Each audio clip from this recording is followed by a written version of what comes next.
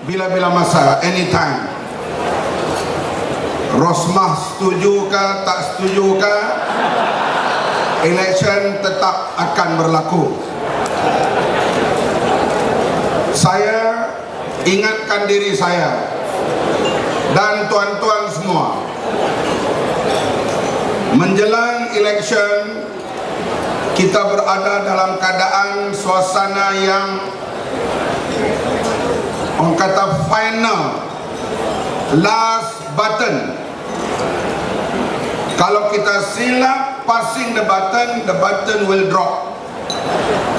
Ini yang sedikit kita kena lihat hal ini. Rakyat Malaysia hadirin sekalian sudah paham. BN UMNO sudah sampai tarikh luput expire date.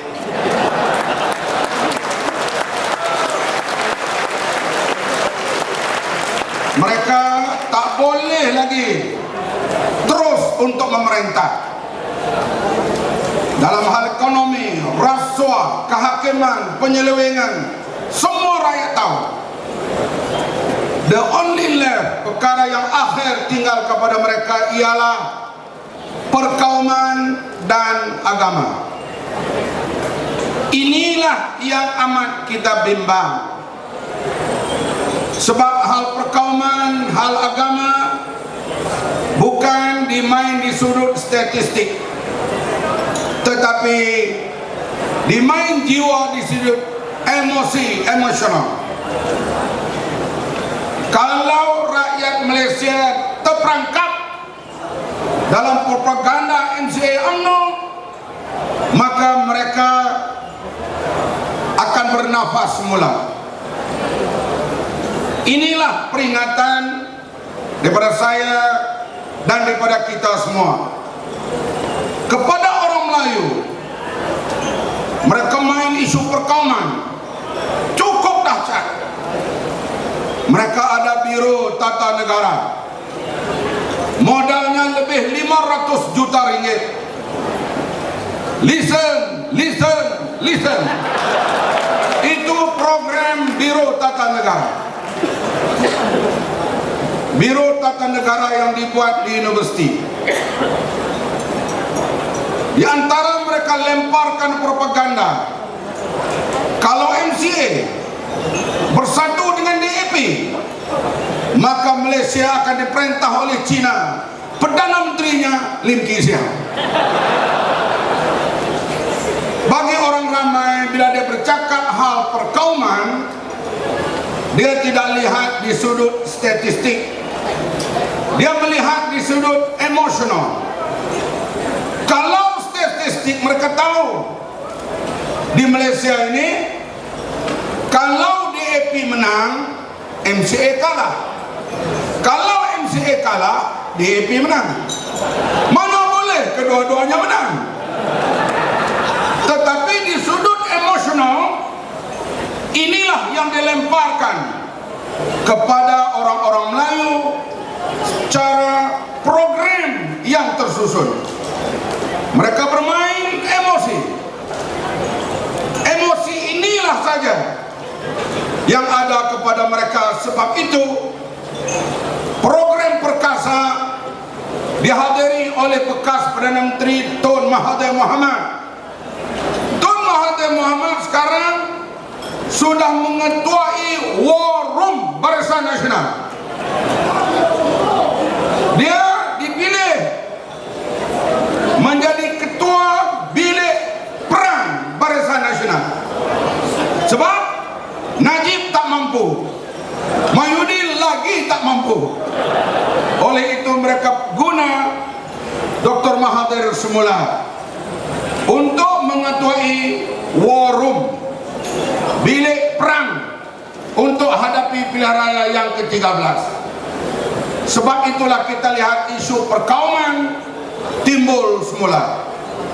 Amanat Hadi yang dia buat ucapan tahun 81 diketengahkan. Isu Allah diperbesarkan setiap hari. Kami hal ini hadirin sekalian, kita perlu kepada perbincangan intelektual. Kami di Beras bersedia untuk bertemu dan berdialog dengan tokoh-tokoh Kristian di Malaysia bila-bila masa. Kita nak berdialog, bukan cara menghentam satu sama lain dalam surat khabar. Kalau kita buat demikian, inilah perangkap UMNO, perangkap UMNO untuk memainkan emosi agama dan kaum untuk mereka terus memerintah Malaysia. Adakah tuan-tuan mau UMNO terus memerintah Malaysia? Mau tak tidak? Kalau mau, kita jangan terperangkap dalam propaganda mereka. Saudara-saudari yang dihormati sekalian, inilah yang mereka main barangkali di Petaling Jaya. Tuan-tuan di sini masyarakat middle class, masyarakat usahawan, tak terasa hal perkauman ini. Tetapi kalau di kampung, di bandar atau di pinggir bandar, isu perkauman ini laku. Tetapi kalau kita dapat lawan isu perkauman yang dimainkan oleh UMNO ini, sah Putrajaya kita punya. Sebab itu, final lap, larian kita pusingan terakhir ini, kita yakin button di tangan kita tak akan jatuh. Kita akan pecut dan akan dapat Putrajaya, insya-Allah. Saudara yang dihormati sekalian, tidak terlewat saya ucapkan terima kasih sebagai pengurusi Himpunan Kebangkitan Rakyat HKR HIP 112 yang berlaku di Stadium Merdeka baru-baru ini. Saya begitu nervous daripada pukul 12 malam, 12 tengah hari hingga pukul 5 petang. Utusan mengatakan kehadiran lebih 30,000. Pakar matematik Profesor Syahril, dia mengira di sudut gambar, foto dan sebagainya, dia mengatakan kehadiran lebih 700,000. Kepada akhbar-akhbar berbahasa Cina, saya berterima kasih. Surat khabar mereka habis dijual. Orang Melayu beli semua surat khabar Cina hari itu. Bukan mereka paham bahasa, mereka nak tengok gambar. Saya sendiri beli 4 surat khabar Cina, walaupun saya tak tahu baca. Sebab saya nak lihat gambar-gambar himpunan pada 12 Januari yang lalu. Saudara sekalian, stadium yang penuh. Dalam telefon saya berbagai ugutan datang. Di antaranya ugutan untuk letupan bom.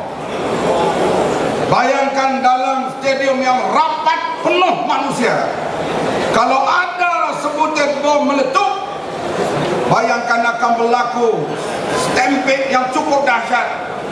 Negara Eropah, di India berlaku begitu, mati berpuluh orang, beratus orang. Saya amat nervous daripada 12 tengah hari hingga 5 petang. Tetapi selepas pukul 5, setelah negaraku dinyanyikan, orang pun beredar keluar, tak ada langsung free accident and incident, tak ada apa-apa berlaku. Inilah kita buktikan.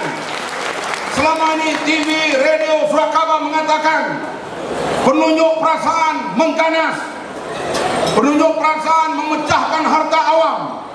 Kita lihat 12 Januari, apabila tak ada roadblock, tak ada gas pembedah mata, kita lihat aman atau tidak?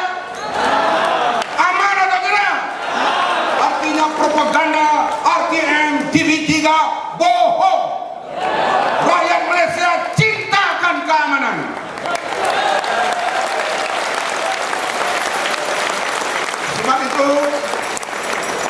kepada Ketua Polis Negara IGP. Semasa saya mengetuai rombongan berjumpa dengan IGP, kami memberi jaminan perhimpunan itu akan aman, tak akan berlaku sebarang kerosakan harta awam. Dan Ketua Polis Negara mengatakan dia nak lihat inilah himpunan historik momen, satu peristiwa yang paling penting, yaitu himpunan paling aman bersejarah sebelum kita mengambil alih Putrajaya.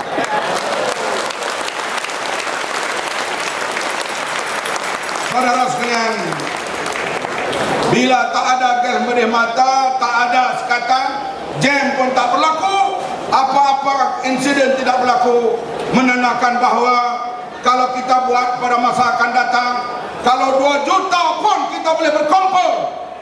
Boleh? Inilah kejayaan rakyat Malaysia, Pakatan Rakyat dan NGO. Tidak kurang pengurusi kita hari itu, Kasturi, yang memainkan peranan cukup hebat pada hari itu. Saudara-saudari yang dihormati sekalian, oleh itu final lap menjelang pilihan raya ini, kita hendaklah senantiasa bertenang, saling bertukar fikiran. Ada masalah yang besar, kita bertemu dan berdialog, kita tenangkan keadaan, padamkan isu perkauman, padamkan isu keagamaan yang sengaja dicipta. Kita dapat bertenang hingga pilihan akan datang. InsyaAllah kita ubah pentadbiran di Malaysia. Inilah saja ucapan saya pada hari ini. Saya ucapkan terima kasih. Hingga bertemu lagi. Sese Nandri Banakam. Terima kasih.